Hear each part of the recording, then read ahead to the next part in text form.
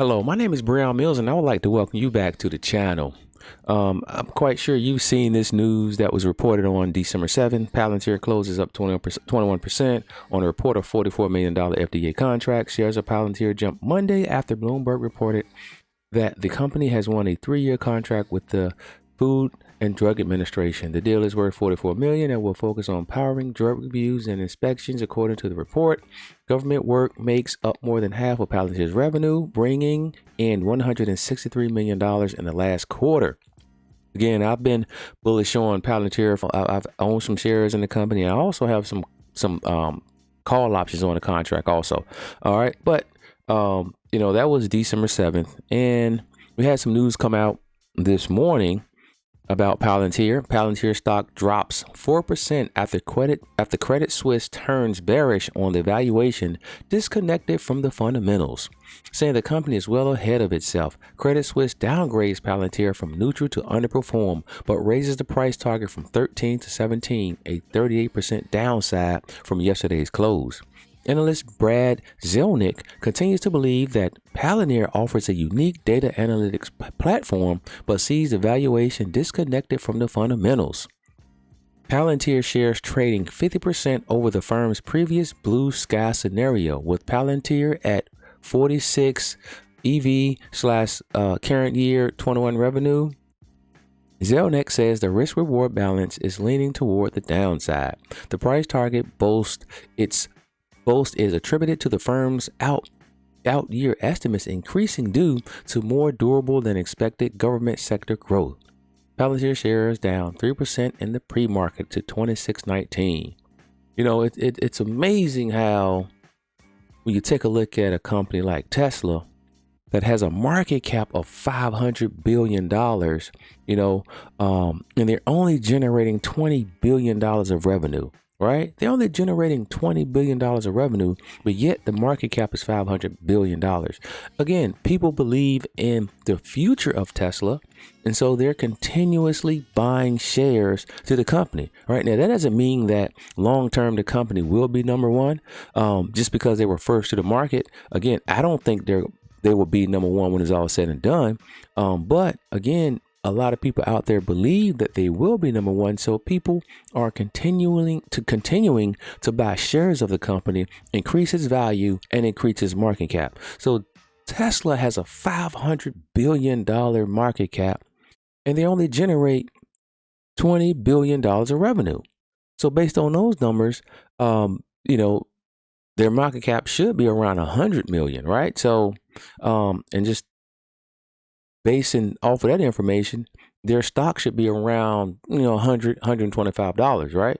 But again, people are basing a strong belief in Tesla's future, right? So the stock is up to $600. All right. Now, again, so people will continue to believe in Palantir, regardless of what these people say. And a lot of times you cannot believe these companies because they come out with articles like this, drive the price down, and they buy more shares, okay? So make sure you are aware of what's happening and make sure you pay attention to these articles, because a lot of times, again, I want to repeat this, when they're screaming, sell, sell, sell, that's when you buy, buy, buy. So we want to make sure that when they're screaming, buy, buy, buy, that's when you sell, sell, sell. A lot of these articles and these companies have ulterior motives. All right. So you have to be aware and you have to pay attention to them.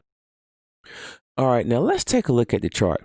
Right here, you have a bare bones chart. And I know a lot of times people won't take you through their setup process of how they set up charts, but I'm going to just take you through some support and resistance and give you an idea of what I'm thinking about. And this is something easy to do. Okay, you can do this. All right.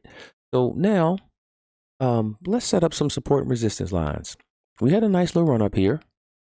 We had some support around the 1563 mark. Had a nice little bump up here. We ran and we settled around the $17.90 mark. All right, 1788, 1790. And we had a nice run up. We had a pullback here. So we can say that we've established some support here. We have the Dragonfly Doji around here at the 21.91 mark. All right, we can see here on the second, we did establish some new support after the pullback. The next day we had a gap up. We did have a gap up, and so we did have some support here. We had a nice run up here, came back, and we can see here we had some support. We can see here we had some support. So we could put our support lines here. Let me come up a little bit. All right. So, and we had some highs here.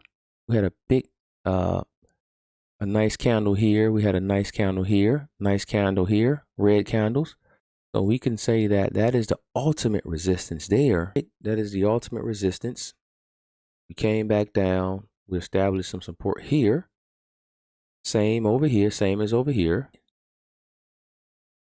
So from 30.50 to 20.95, from 20.95 to 27.40. All right. Also, we had pullback here, had some support established here. Support established. That's the 9th. That's the 11th. We did have a little sideways trading here between the 15th and the 16th. All right. Now, that's the setup right there. That's the setup. All right. Now, we are currently trading at 26.07. All right. 26.07. So the stock is trading around here. So we can say that the stock may fall to 25.25. And if that's the case, we establish some new support around the 25 mark if it continues to fall. All right, again, it's just the start or the beginning of the open. So we may have a late day rally. You never know what could happen. But again, if it does continue to fall, the next support would be 25.22. And if it falls through, we can see it going back all the way down to 23.76. All right, but we're going to continue watching it. Again, I'm a firm believer in Palantir stock. All right. Now, we can actually clear this chart.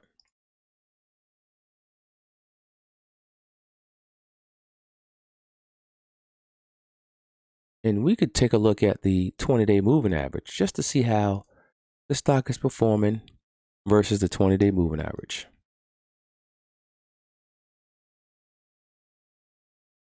All right. So we can see based on the 20-day moving average, I mean, the stock isn't that bad, you know, and history says stocks never move too far away from the 20-day moving average. All right, we move away, we snap back. We move away, we snap back. We move away, we snap back, okay? We had a nice little run here, and we snap back, fell below the 20-day moving average, snap back, okay? So oftentimes, you know, a lot of times this may be the only chart you will ever need. I know a man who only trades Apple, and he only uses the 20-day moving average. The first green candle above the 20-day moving average is when he buys. He buys, and he set a tight stop. And once it falls below, he stopped out.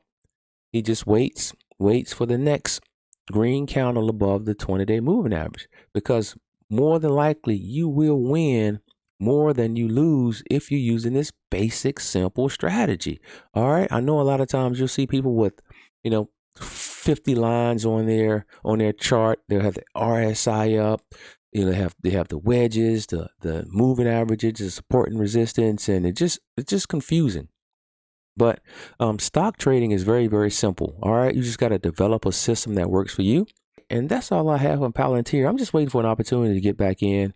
And every time it falls below that 20-day moving average, that represents a great opportunity for me, because I know it will snap back to the 20 and above the 20. Okay. If it goes too high away from the 20, I know that it will snap back to the 20. I mean, it's a cycle that just repeats itself over and over again. That's all I have for you guys today. Listen, enjoy your Friday, enjoy your weekend. My name is Brehon Mills again. And not only do I talk about stocks, I also talk about great books, all right, like The Richest Man in Babylon. So go to my playlist, take a look at some of my book summaries, and tell me what you think. All right, have a great weekend and keep coming back for more wealth building information. Peace.